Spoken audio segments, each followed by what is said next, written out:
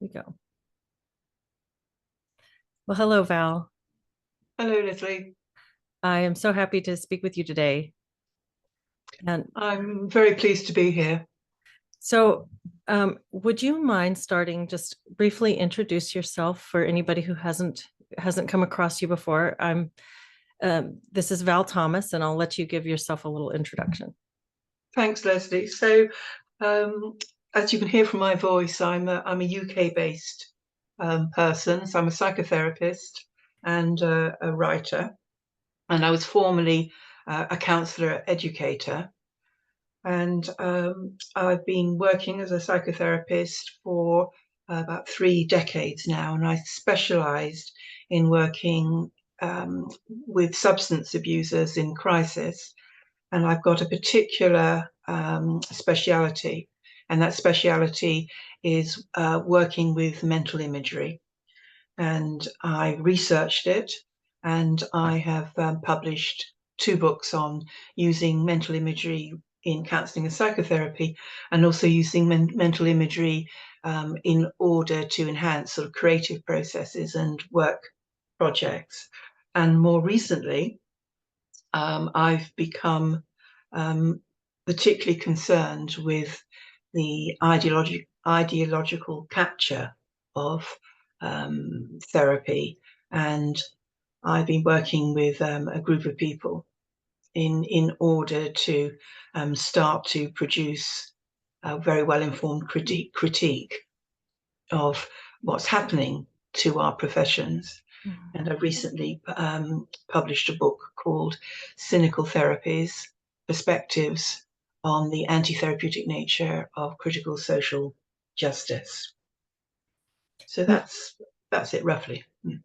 It's in that capacity that's how I became acquainted with you, was when I was Yes. going to school and kind of coming across these ideological, uh, mm, I guess, paradigms that I hadn't been encountering before. And I was really confused about what was happening and frustrated with it. And I found an article that you had written for New Discourses, or was published on New Discourses. Mm. And it really helped to give me a framework for what I was experiencing. And it helped to make me understand that this wasn't just something I was confused about. A lot of people were really concerned about it as well. Mm. And one of the things I've been reading this book, the one you just spoke of, Cynical Therapies, and you're the editor and a contributing author to this book. And one of the things that you said so well, I thought here was um, that the therapist's role is now to facilitate collective rather than individual change Yes. under this new ideological perspective. And I just wonder, would you say a little bit about how you encountered this and how you came to understand it as you understand it now? Okay. I will. I mean, that's quite a complicated question. So I think Okay. what I'll do is I'll just give a little bit of background to why how I started to write about this, and then I'll switch over to uh, looking at what's happened to the field Okay. as Yes. far as I can see.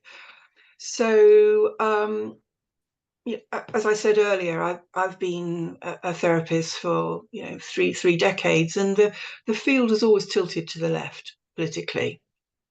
But that was fine. I mean, it didn't impact the clinical space. Mm. So the clinical space was always kind of sacred in terms of it was functionally apolitical. And towards the end of my psychotherapy career, I was a trainer, or I worked in an independent training organisation in northwest London. I started to see some changes happen from about 2016 onwards. I wasn't just in this organisation; I could see it in the field. So I suddenly started to encounter some strange new language coming in. I started to see terms such as cisgender, that those gender ideological terms, and there was no discussion about them. And I could see that people were confused, but they felt that they couldn't critique this. they had to take it on board. So that was the beginning of it. And then I started to notice that people were expressing quite a lot of enthusiasm for some new publications by people I hadn't heard of, such as Robin DiAngelo. And I was starting to look at what she was writing about, these ideas of white. I had a very uneasy feeling about this coming into the field. And meanwhile, of course, I was tracking Jordan Peterson and his objections to compelled pronouns. And I was also starting to follow Benjamin Boyce's work on what was happening in Evergreen. Mm-hmm. So you could feel that stuff was happening in the collective. And of course, we'd also gone through our own political moment of kind of Brexit, where there was this polarization was happening. So something was very much in the waters. And I remember kind of a pivotal moment for me was when I came across a training event organized for our organization. The title was "Let's Get Uncomfortable About Race." I mean, I get an emotional reaction even now thinking about that, because I'd lived in London since the 1970s, and it certainly was a place that was uncomfortable about race then. People were overtly prejudiced in the street. It wasn't easy being a member of a minority sort of ethnic group. I was very aware of that. And then decades later, much, much, much more comfortable in a place like London, big multicultural society, great sort of development. And the idea that we would be starting to promote a reversal was very, very alarming. And almost immediately afterwards, of course, we went into all of the political stuff with after the death of George Floyd. Mm-hmm. And almost immediately, I saw all of our therapy institutions producing very strident political declarations, which, again, I was completely taken aback by the uniformity of these statements. It was the same statement, but produced by multiple different organizations. And it was at that point I started to look around for thinking there must be other people who are writing, some critiques of this. And I couldn't find anybody, except there was one essay on James Lindsay's New Discourses by an American counsellor. And I kind of realized then that I would have to start writing.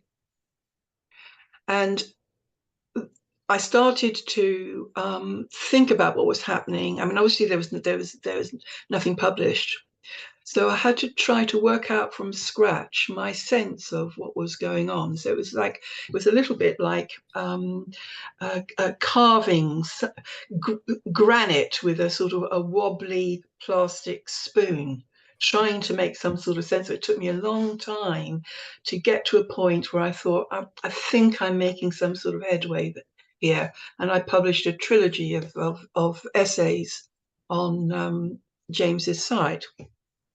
And then out of the responses that came in from those essays, myself and my colleague who'd also written the other essay realized we needed to set up some kind of platform for dissident therapists, which would allow them to get together and start to develop a kind of community in which we could understand what was going on. And so we set up Critical Therapy Antidote. That was the platform. Then almost immediately we set up a network on the back of that. And then we started to receive lots and lots of responses and emails, particularly from the States and from people who are in the same situation as you, Leslie, who found themselves utterly dismayed and distraught by what was happening on their therapy training programs.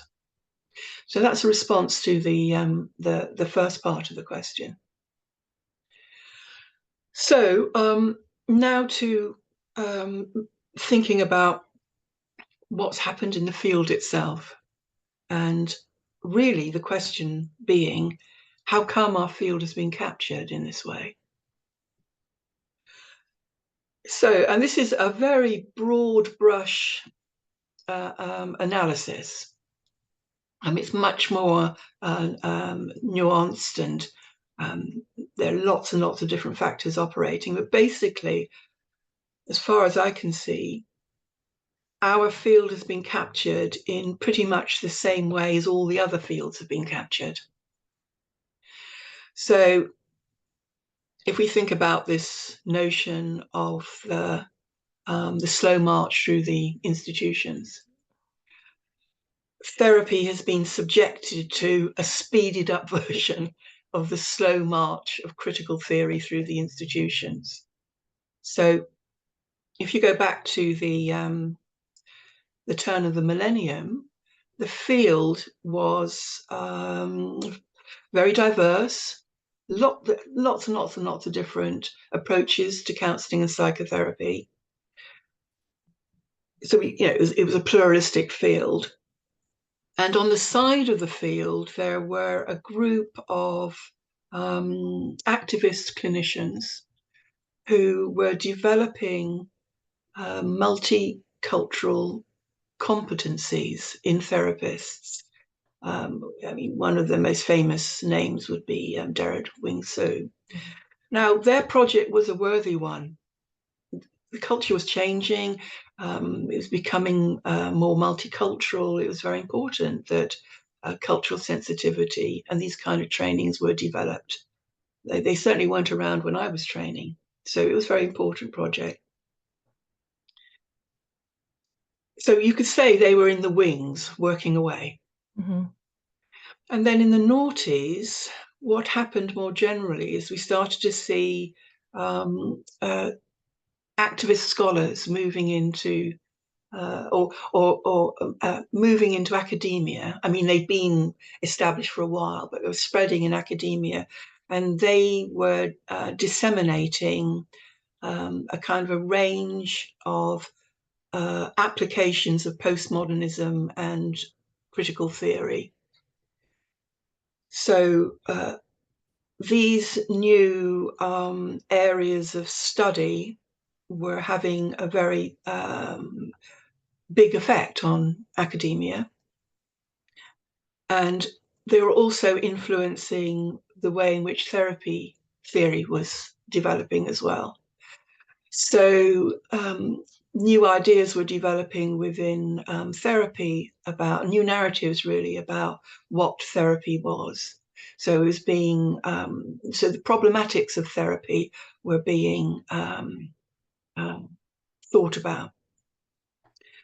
And therapy was becoming characterized as a product of white supremacy. That was one idea. And so these ideas of the importance of decolonizing the therapy field were starting to be kind of broadcast. Now, that was going on, but at the same time, what was also happening, which wasn't apparent really to most people in the field, was that activist clinicians were getting into the therapy institutions. Mm. And they were establishing themselves with political power, particularly in the professional bodies. So a good example would be the APA. Now, this is very significant because the professional bodies are responsible for guidance to practice. And they also feed into regulatory criteria for the professions. So the direction that professional bodies go in will drive the field. So very soon you start to see expressions of this in the kind of practice guidance that is being published by the APA. And I'm using the APA because it's the biggest professional body, so it's the most influential, but it's happening in the UK in our professional bodies as well. So you see guidance of practice for boys and men, for example. You get all these notions about toxic masculinity. And you also get new versions of guidance of practice for multicultural practice. And it goes through a big shift to a guidance that's informed by intersectionality. And what's happening here is that the field is pivoting. It's pivoting. It's no longer moving in the direction of including more and more dimensions of human experience. It's actually pivoting away from individual and universal dimensions of human experience. It's pivoting away from that to foregrounding the collective experience of the person. And it's also attributing the difficulties that clients have primarily to a kind of social and cultural context. It's not arising out of their own individual experience. So a very, very, very big pivot is happening. There is no critique whatsoever. And the reason there's no critique is the same reason as the lack of critique across the rest of society. Any attempts to critique it, you'd be cancelled and you'd be accused of being a bigot or reactionary. And of course, clinicians are particularly sensitized to those kind of slurs. So by the time we get to 2020, the reactions after the death of George Floyd served to completely and utterly consolidate all of this. And the field is tied up. Does that make sense, Leslie? It does. And I think it's a good description. It's really useful to hear it in a timeline like that. And one of the things that you write about in the book is about how this is being done through the subversion and the changing of language. Yes. And how changing definitions of things like social justice and other examples that you give creates a difference in training across the cohorts. So whereas a previous cohort of psychotherapy trainees would have learned this way, the next cohort comes in and they sound like they're learning the same things, but they're actually learning a quite a different thing under the guise of the original. And so generationally, as older therapists are retiring, you've got a new group of people coming in that have a very different agenda. Exactly. Exactly. No, I'm And interested in just to say that, I mean, a way in which you could kind of summarize this is to say, I mean, it's a sort of simple way. You could say that the label on the tin remains the same. Mm-hmm. So the label is counselling and psychotherapy, but the contents have been radically changed. Mm-hmm. And this is the speeded up march through the institution. So it's kind of obvious that we've got like an older generation who are still practicing traditional therapies, and also there's still some therapy schools that are producing or teaching traditional therapies, but the trainings that are happening particularly in the university context, particularly in the States, has shifted dramatically into critical social justice driven therapy. But they don't label it as such. Mm-mm. That's the key. And my sense is that therapists, sort of advanced clinicians, like most people in the therapy field, didn't understand the postmodern rhetorical strategies that were being used. I didn't. I didn't realize it until I started to investigate. And also when I started to read work by James Lindsay and Helen Pluckrose, that was incredibly educative for me. And then I could see what was going on in terms of the language. And one of the big issues was the radical change that happened in terms of the definition of social justice. So social justice would have traditionally been understood in a particular way. But the use of it now is informed by a completely different worldview, a radically different worldview. And the way it's positioned is, and the way this strategy was absolutely brilliant. The strategy was to present it as an evolution. This social justice is even more inclusive, more humanitarian, yeah, Mm-hmm. than the previous version. But it isn't. It's something that's completely different. Mm-hmm. And so that if you objected to it, it'd be very, very easy to be accused of being a reactionary. And my bête noire about my particular generation, boomer generation, is that they were suckers for that. Mm. They were not able to withstand any accusation of being reactionary because they were revolutionary in their youth. So yes, I'm not very happy with my cohort. Well, it's really an interesting sleight of hand, and you talked about the three postmodern rhetorical strategies, and the first being the subversion of language and the changing of language. What were the other two?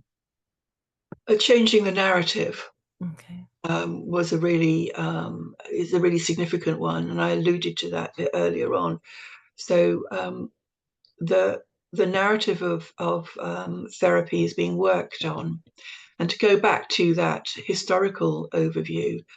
So if we go back to the way it was at the turn of the millennium, with the clinical activists and also the politically minded clinicians who were developing those multicultural competencies, they they they were then able to position themselves and the work that they were doing as being the next evolution in therapy. Mm-hmm. So it was the next force.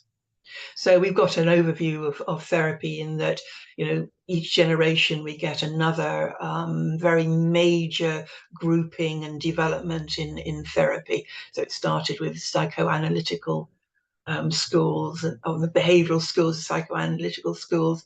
Then we see humanistic schools. And they were able to start to say, well, what we're working on is actually the next force in therapy. And this is where therapy is going. It's the direction or the future of therapy. So once you get a story like that and you establish the story, it's very, very difficult to argue against. Mm-hmm. And also, this is the story that's then sold to the next generation of trainees. So the main interest or the main focus is about training up the next generations of therapists. And of course, you were right in the middle of that, Mm-hmm. Leslie, but you saw through it.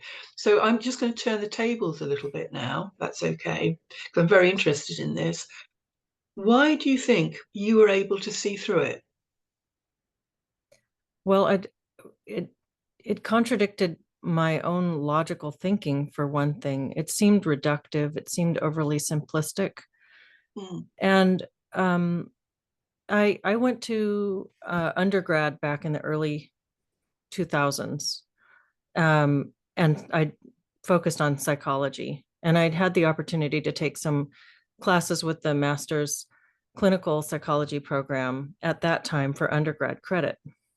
And I saw such a contrast between how these subjects were being taught now versus how the quality of the teaching that I'd received previously. So the simplicity and it was almost like a caricature. It really felt like sophomoric, like childish stuff that was being taught in the diversity module, which was called Multicultural Perspectives, and it was considered a core of our counseling program. And it was so utterly simplistic that it was hard to believe this was being taught in a graduate level applied psychology program. So I had the benefit of contrast because I was being, I'd had the exposure previously to a higher quality academic program, and that really helped. And I also think age and experience was a part of that as well, because, as you say, it's sort of a speeded up march through the institutions. I think we have seen something go on fast forward here recently, but I think that kids who are a little younger and have gone through high school programs and then university programs more recently might be so steeped in this kind of thinking that they don't think to question it necessarily. And so I really do think being older and having different exposures really helped. And then it just contradicted my own logical critical thinking. So those factors were. I mean, I mean, this must be right, because there's something about a generational change, and there's something about life experience. And so, I mean, one of the things that I'm particularly concerned about is that we know already from a lot of the large scale survey work that's being done by academics that critical social justice, or some of its basic tenets, are kind of much more well established in younger people. So they're more likely to accept the counselling controversial speaker than previous generations.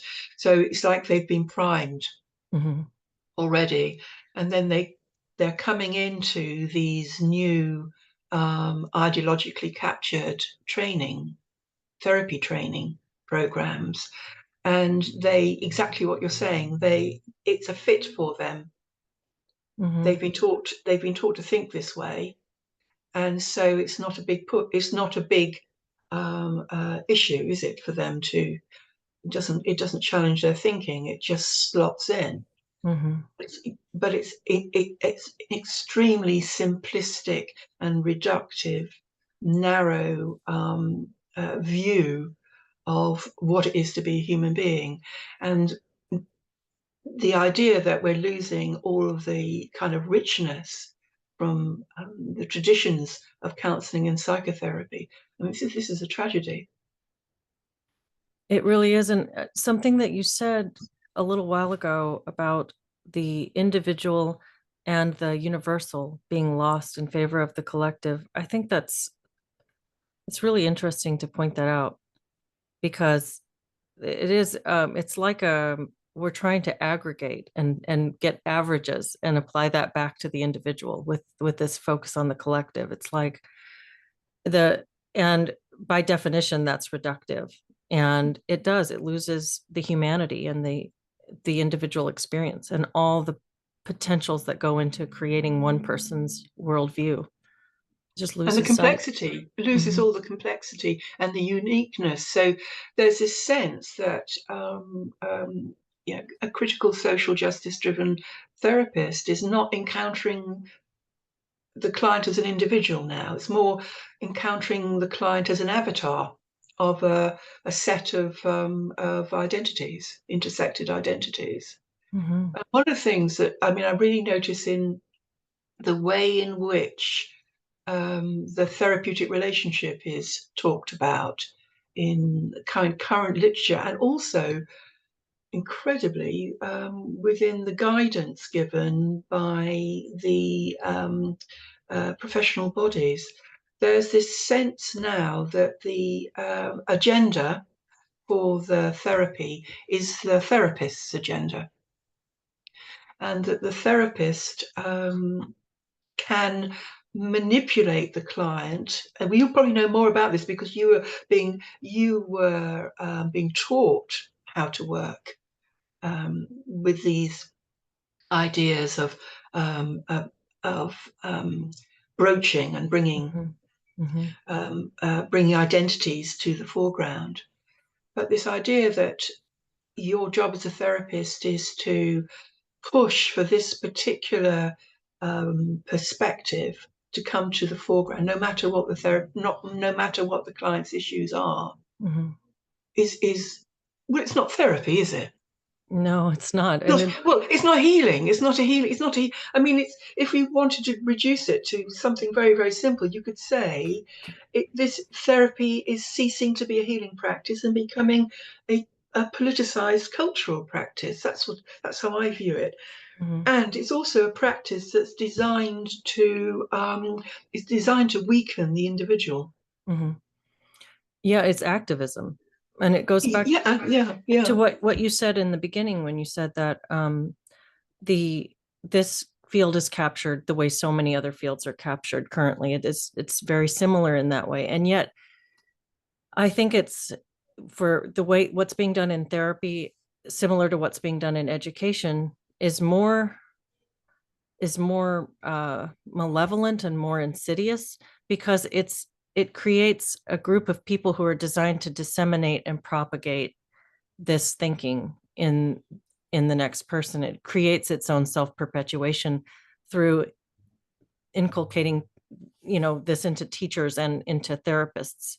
We've got people who are trained to go out into the world and influence the next person, and topics like talk to your white clients about race, where you're supposed to use, and this is pretty close to a quote, like see your white clients as a clinical opportunity to change the way that the culture is moving. So you instead of looking at your client as a person who's coming to you and going to tell you what their needs and their goals and their feelings are, you see them as an opportunity to create change that goes through a domino effect down the line. And this isn't being hidden. This is very openly being discussed as the goal of therapy now.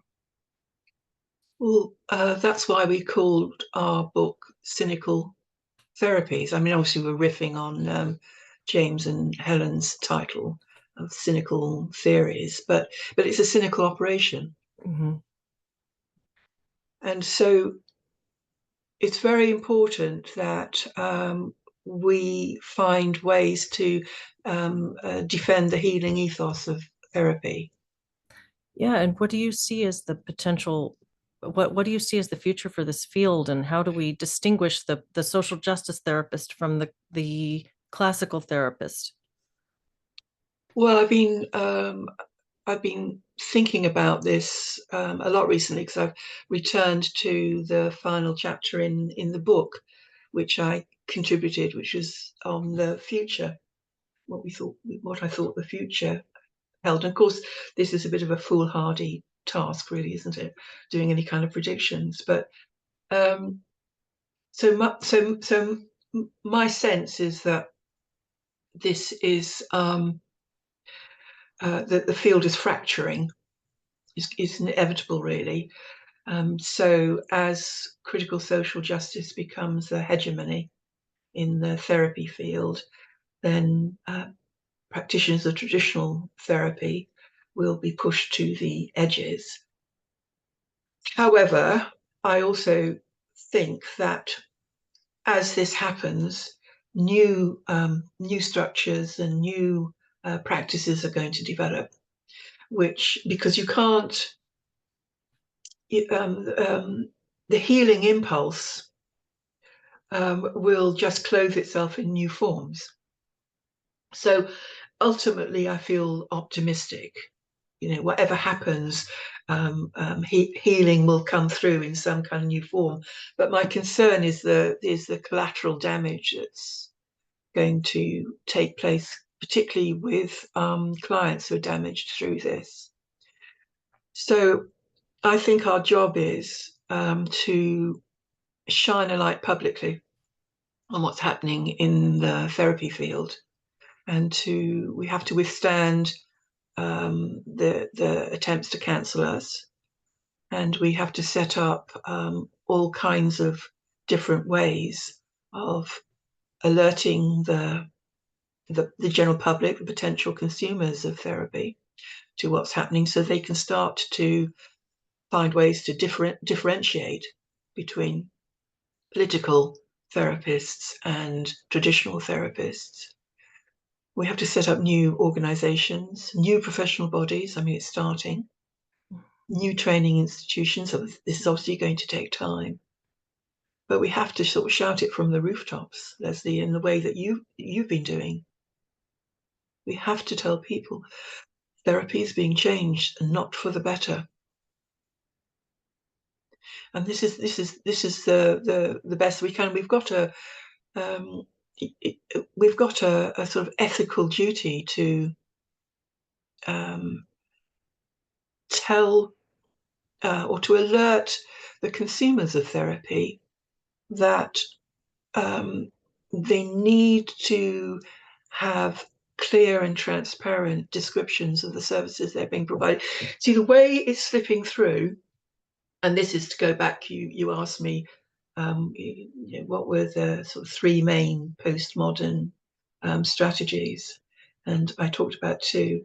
Well, another or third postmodern strategy is to find ways to sidestep, to go to not expose the truth of what's actually going on, not be transparent. And so by this new form of therapy hiding itself or disguising itself as generic therapy, it bypasses all those obligations to be clear about the service that's being offered. I mean, you wouldn't go to a counsellor who described themselves as a generic counsellor and then be happy if you were given overtly Christian guidance. Would you? I mean, and so that's why we expect somebody who has a particular religious perspective on the therapy, and that's going to be part of the therapy process, that must be labelled as such. So you'd go to a counsellor and they would be a Christian counsellor.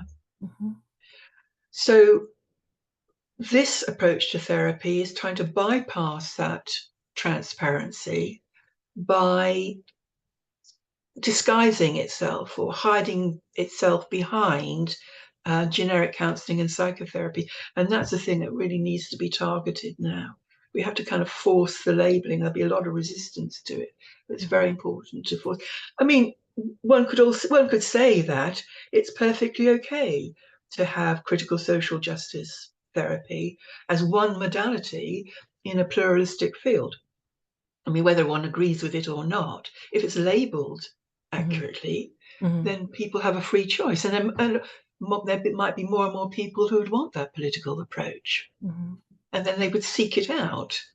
That would seem to me like a good solution. But of course, this ideology is a totalizing ideology and resists any kind of boundaries like that. So it's attempting to take over the entire field and remove all of the different approaches. I think I might have lost my thread then, but no, I think that ties perfectly into what you said earlier about how it sort of this critical social justice version of therapy sort of positioned itself as a fourth movement, and yet, as you said, it refuses criticism. People are afraid to critique it and get sort of labeled as bad people and invalid if they try to, which is very unlike the other movements. I mean, we still have but we still have a variety of people using all those previous modalities. It's still perfectly fine to be a psychodynamic, behaviorist, existentialist, humanistic. I mean, these things are all used and recognized and respected within the field. And yet this comes along and it's not really another flavor. It's not really another modality. It's something that wants to, as you say, totalize and sort of encompass all of those other things within its own framework. And unlike those other movements, it is not met with robust debate and discussion and intellectual theorizing. It's just accepted at face value with these new names and these, it's just, you're with us or you're against us. So it's very different. It's totally different. I mean, and I think that's the a crucial point. It's people don't understand how different it is. It's not a therapy. Yeah. No. I mean, I don't know how many times I have to say this. It's got nothing to do with therapy. Mm-hmm. It's a completely different worldview, Mm-hmm. in which, quite frankly, therapy isn't possible. Mm-hmm.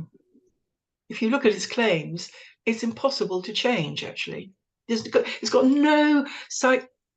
I don't want to get sort of triggered now and go off on one, but it's got no theory of psychological change. Mm-hmm. Mm-hmm.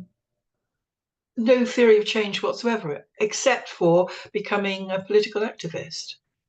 And how can an ideology that sees no value in individuality even claim to provide therapy for individuals seeking change and improvement in their lives? Exactly. So yeah, absolutely. So what are your number one recommendations for either I guess there's the people who are coming out with questions about what to do next are typically either clients who are looking for therapists who aren't going to be political, therapists who are trying to figure out how to navigate this and keep their license, and Well, of students. course, yeah. And then therapy students who are, and I've been contacted by two just in this past couple of weeks that I've spoken with who are in the middle of therapy programs, just as I was, and wondering, do I keep going because this is crushing my soul, or do I pull out and lose the money and the energy I've put into a career that I was hoping to have? I really can't. I mean, I'm not in a position to give any kind of advice. It would be hypocritical of me anyway. I'm a therapist at the end of my career, and although I've done my utmost to try and articulate the problems, I'm not part of the future of therapy. I'm an old person leaving the field, so so the only thing I would say is that it's important to join networks and networks that are developing. I mean, I know it's a bit corny, but read something like this to arm yourself with arguments. I do think we're going to see more critiques coming out now. Mm-hmm. That's my sense, and I think this is the beginning.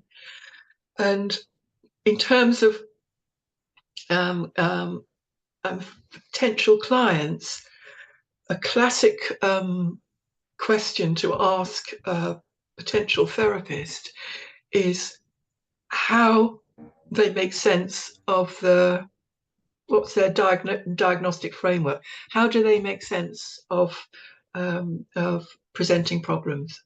Mm-hmm. And if they say that it's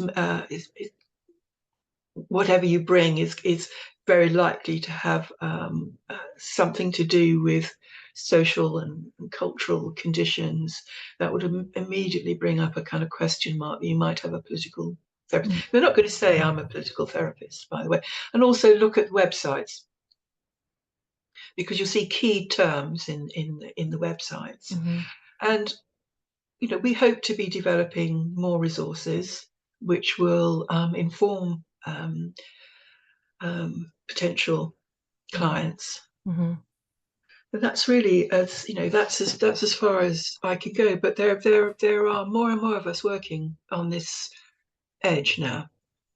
Well, and I think that the social justice therapists are often very proud of their stances, and they put their keywords, like you say. If you look at the websites, you can find those phrases and words if you know what to look for. And we're hoping to develop some webinars and seminars in the not too distant future as our organization develops, Mhm. which will start to provide some education Well, and to you clients said, and new therapists. sorry, you as you say that, you're developing webinars and offering that information, and you've created this platform, this website, Critical Therapy Antidote, Yeah. and the corresponding network, where you are giving people a place to write. There's so many good Yes, articles on this we've website. had fantastic writers coming in, and the writers coming in, they range from people who are at the top of their game in terms of their specialisms, right through to people who are writing incredibly insightful insider accounts that allow you to see what's going on within the field or within the experience of being a client. So I've just been sort of thrilled with the with what people have been sending us. Mhm. And it's a wealth of information and perspective, and I think that for people who are confused, that's a great place to connect and hear how other people are navigating this. And Yes. you say that you're not in the future of therapy, but I you have certainly been an amazing inspiration to me and to many other people, and the network that you've created and the work that you're doing. I hope that it is pivotal and part of a positive future for this field that moves things, even if it's going to have to be splintered, moves a part of the field in a very positive direction back towards true healing for the people who need it. Thank you, Leslie. I hope. Oh, yeah, I hope so. Yeah. Well, Val, I appreciate so much the time that you've given me today and this conversation. And is there any final place you'd like to direct people, or anything that we left Um, off that we should have mentioned? I mean, there was, yeah, I mean, we could have gone on for hours, really. There's Yeah. just so many interesting things to talk about. No, the links you put below will be great, Mhm. and anything else, then I can send to you. Okay. And just to say, I'm just so pleased to see the Radical Centre expand and develop in this wonderful, organic and natural way, and authentic way. It's been great to follow you Thank too, you. Leslie. Thank you so much. Thank you for all your help and encouragement. Mm. And this book, again, Cynical Therapies, you can get this on the website criticaltherapyantidote.org. I will put those links in Yes, the I mean, it's selling. It's on Amazon, and from Amazon. there's there's a very wide range of contributors there. Hmm. So there's Hmm. something for everybody, and Hmm. it's international as well. So it's not just a UK perspective. It's half of the writers are based in the States. So Well, I'm still working my way through it, and I'm finding it wonderful. So I highly recommend. And thank you again, Val. thanks, Leslie. Thank you. That was great talking with you. You too.